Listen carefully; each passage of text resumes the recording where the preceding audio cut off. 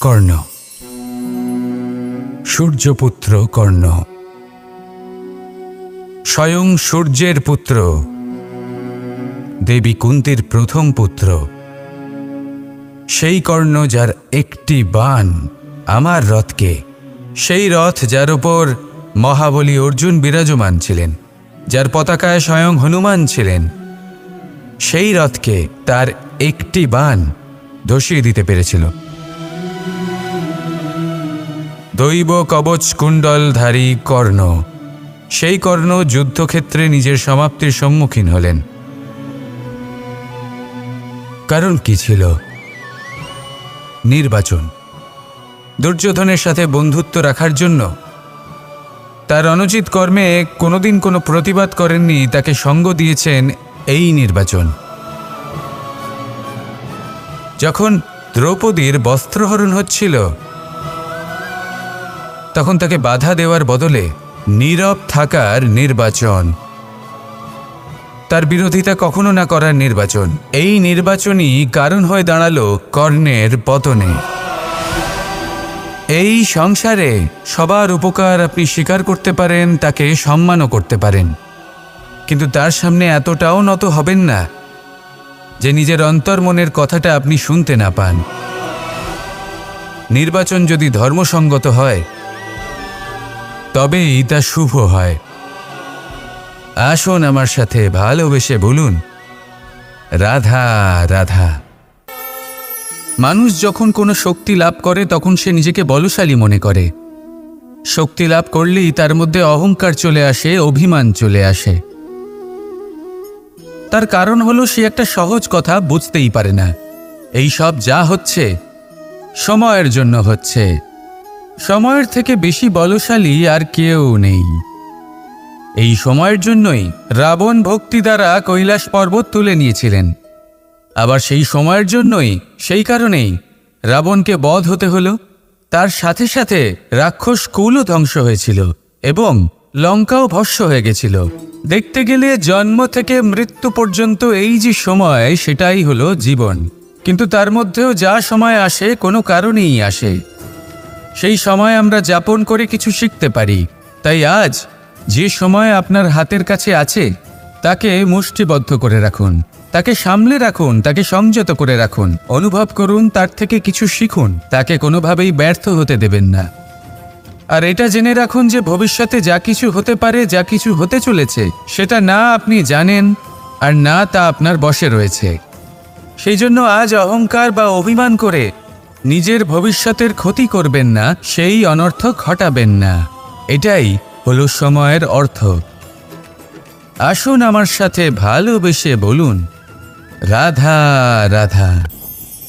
আমি এইভাবে প্রত্যেক দিন নিজের সাথে কিছুটা সময় অতিবাহিত করি, সুচিন্তা করি, কারণ আমি এটা মনে করি যে আমার প্রতিদ্বন্দ্বী অন্য কেউ নয়, বরং আমি নিজেই।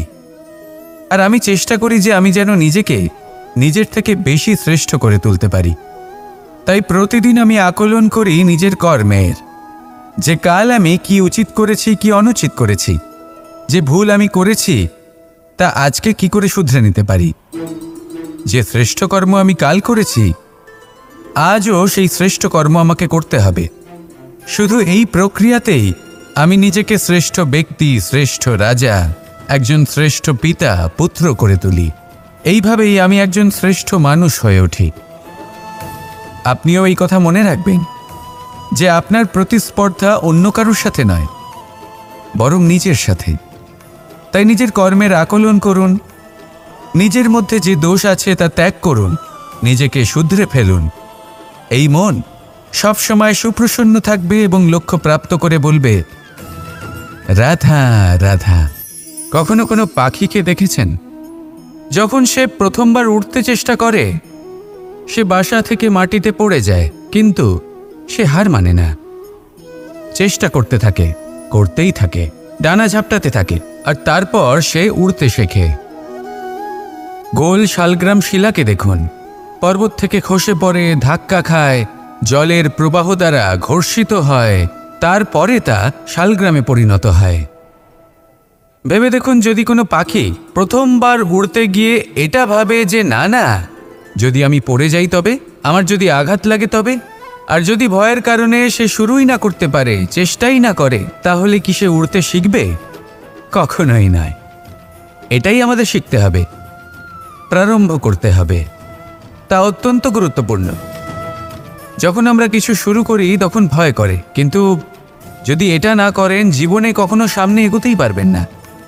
হতেই পারে প্রারম্ভ করার পরে আপনি পড়ে যাবেন, বারবার নিচে পড়ে যাবেন, কিন্তু যদি নিরন্তর চেষ্টা করতে থাকেন তাহলে একদিন না একদিন আপনি অবশ্যই সফল হবেন। এই শুরু করাটাই সব থেকে বেশি কঠিন। এর দ্বারা ভয়ভীত হবেন না। আসুন আর আমার সাথে ভালোবেসে বলুন, রাধা রাধা।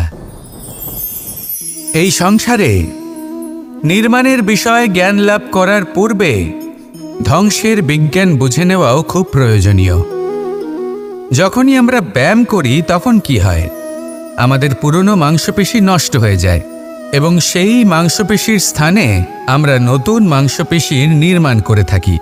যেমন একটা নতুন ইমারত গড়ে তোলবার পূর্বে পুরাতন ইমারতকে ভঙ্গ করে দিতে হয়, তবেই তো সেই স্থান সজীব হবে, ঠিক কিনা? এবারে জ্ঞান এবং বিজ্ঞান ছাড়াও এমন কিছু আছে যা কিনা অত্যন্ত গুরুত্বপূর্ণ। তা হলো সীমা পার করে যাওয়া। এই যে সীমা, এই যে নিয়ম, তা মানুষের জন্যই বানানো, তাকে নিয়ন্ত্রণ করার জন্য তৈরি করা হয়েছে। এমন অনেক সীমা, এমন অনেক নিয়ম মানুষের জন্য অত্যন্ত মঙ্গলকারী।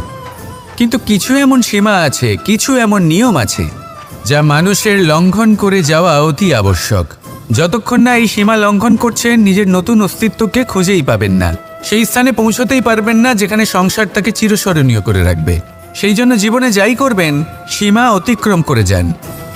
যদি পরিশ্রম করেন তাহলে সীমা অতিক্রম করে পরিশ্রম করুন। যদি লক্ষ্যের দিকে অগ্রসর হন তাহলে সীমা অতিক্রম করে অগ্রসর হন। কোনো সীমারেখা যাতে না থাকে, সেই সর্বোচ্চ স্থান দেখুন এবং অগ্রসর হন। এই সংসারে অগ্রসর হওয়ার জন্য এই সীমারেখা বুঝে নেওয়া এবং তা অতিক্রম করার জ্ঞান লাভ করা প্রয়োজনীয়।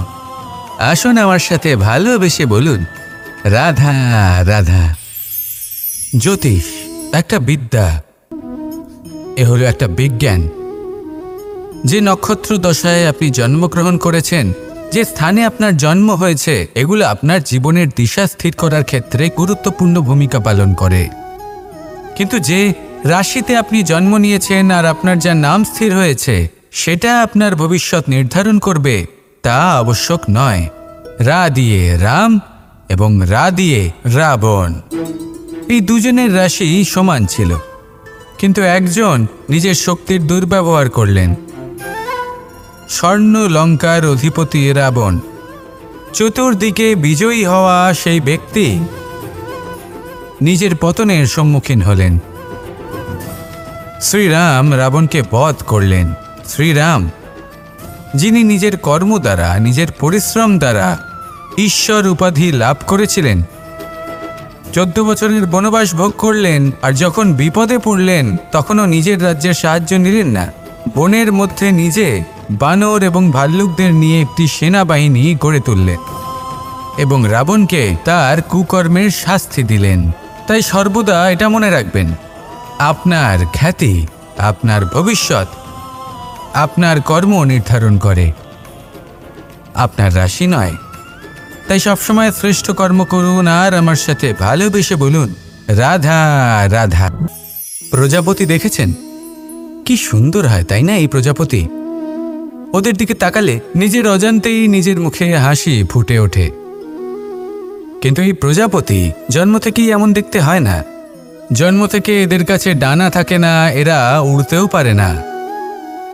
যখন একটি প্রজাপতি জন্ম নেয় তখন প্রথমে ডিম অবস্থায় থাকে সে। আস্তে আস্তে সেই কবচ সে ভেঙে ফেলে, খুব পরিশ্রম করতে হয় তাকে।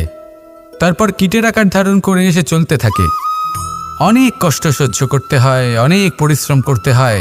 তারপর তার রূপ বদলে যায়, তারপরে তার ডানা গজায়, তারপরে সে উড়তে পারে। এই নিরন্তর পরিশ্রমই সাফল্যের মূল মন্ত্র হয়।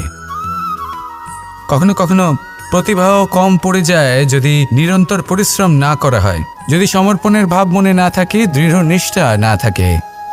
আর কখনো কখনো সেই ব্যক্তি যার মধ্যে বিশেষ প্রতিভা থাকে না, সেই ব্যক্তি নিরন্তর পরিশ্রম করে, নিজের মনে সমর্পণের বোধ জাগিয়ে তোলে, দৃঢ় নিষ্ঠার সাথে কর্ম করে আর সাফল্য লাভ করে। সেই জন্য আপনি জীবনে যেখানেই পৌঁছে যান না কেন, নিরন্তর পরিশ্রম করতে থাকুন। তবেই আপনার ভবিষ্যৎ রঙিন প্রজাপতির মতন গগনচুম্বী হবে। তবেই এই সংসার আপনাকে দেখবে এবং নিজের অজান্তেই এই সংসার নিজের মুখে হাসি ফুটিয়ে তুলবে এবং এই সংসার আমার সাথে ভালোবেসে বলবে, রাধা রাধা। আপনি কখনো কাউকে পর্বতে আরোহণ করতে দেখেছেন? বা আপনি কখনো নিজে কোনো পর্বতে আরোহণ করেছেন? করে থাকলে আপনি এই বিষয়ে অবশ্যই জানবেন যে যখন আমরা শিখরের দিকে এগোই, ওপরের দিকে এগিয়ে চলি, তখন আমাদের একটু ঝুঁকে পথ চলতে হয়। তখনই আমরা সেই পর্বত আরোহণ করতে পারি। কিন্তু যে ব্যক্তি নিচের দিকে ফিরে আসছেন, তিনি কিন্তু ঝুঁকে চলেন না, তিনি দৃঢ়ভাবে সোজা হয়ে নিচে নামেন। এই ভারসাম্য বজায় রাখার এই খেলাতে সংসারের একটা সার লুকিয়ে রয়েছে। যদি আপনিও জীবনে উঁচুতে উঠতে চান, শিখরে পৌঁছতে চান, তাহলে আপনাকেও নত হয়ে বিনম্র হয়ে সামনে এগোতে হবে। সেখানে যদি আপনি বুক চিতিয়ে উদ্ধতভাবে অহংকার বোধ নিয়ে চলতে থাকেন, সেখান থেকেই আপনাকে নিচে নামতে হবে। কোনো ব্যক্তি তার বিনম্র স্বভাব দেখেই বোঝা যায় যে সেই ব্যক্তি সাফল্যের শিখর দেশে আরোহণ করছে নাকি নিচে তথা খাদের দিকে যাত্রা করছে।